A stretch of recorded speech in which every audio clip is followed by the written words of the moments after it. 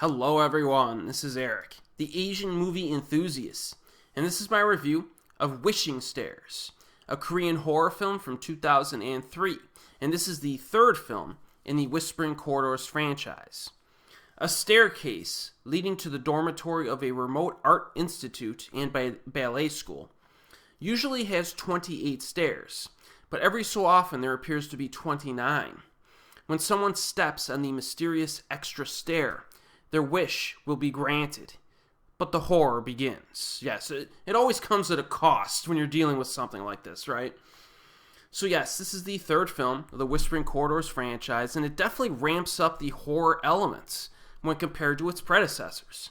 We get some chills right from the opening credits sequence, which showcases an ominous appearance of this outdoor staircase in a high-velocity autumn wind environment, I guess you could call it. It's pretty creepy stuff.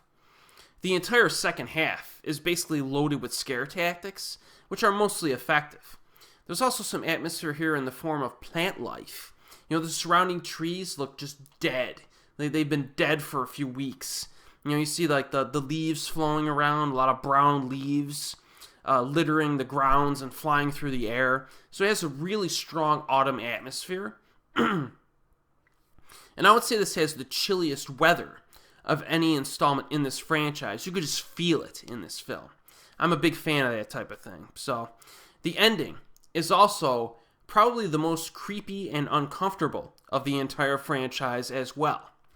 Wishing Stairs also feels more like a mainstream commercial movie in terms of style.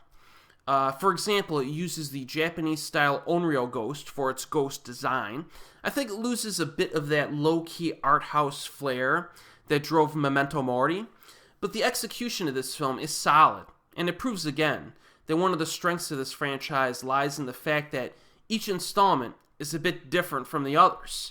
I mean, Whispering Corridors is quite different from Memento Mori, which is completely distinctive from Wishing Stairs, so I kind of like that.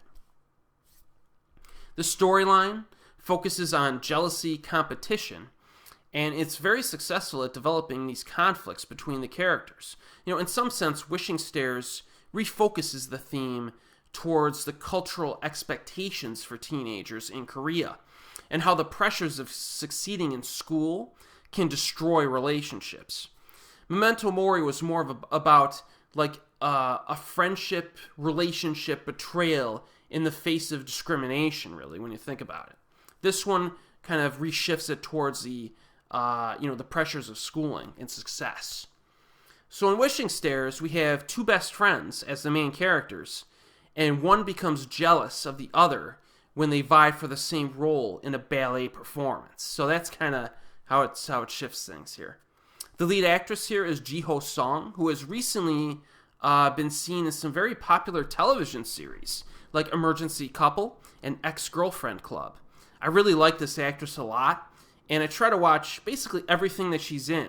And it's always interesting to go back in time and see these actresses or actors in their earlier roles, you know what I mean? And, you know, one of the first times I rewatched this movie, I remember that she was in it. Because the first time I saw the film, I didn't really recognize the actress. I hadn't seen her in anything else. But then over time, you watch other stuff, and then you go back, and you watch the movie, you're like, oh man, I forgot this actress was in this. It happens quite a bit after you become a fan, right? One thing that annoyed me early on is there's this girl with brown hair, and she does kind of overact a little bit. You know, I mean, you could tell there's something maybe she has a slight mental handicap or just quirky or something like that. Like her first scene involves dolls and messy cake eating, and you're kind of like, I don't know, are they going too far with this one? Are they getting a bit too hammy? So I do think she overacted a little bit early on, but her scenes are fairly limited, and her performance does improve, and her character gets a little bit more nuanced as the film moves along, so it's alright.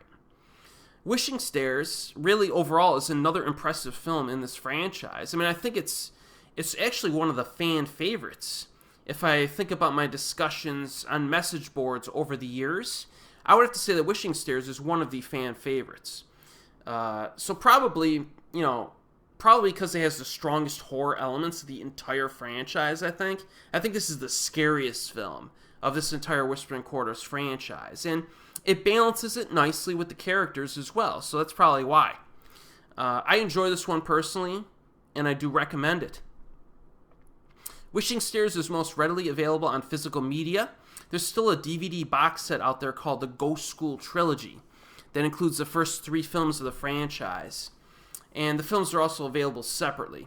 I'm sure you can find them online too if you look. But again, if you're watching this franchise, definitely this is another one that I think will continue to impress you. And as always, we will see you next time.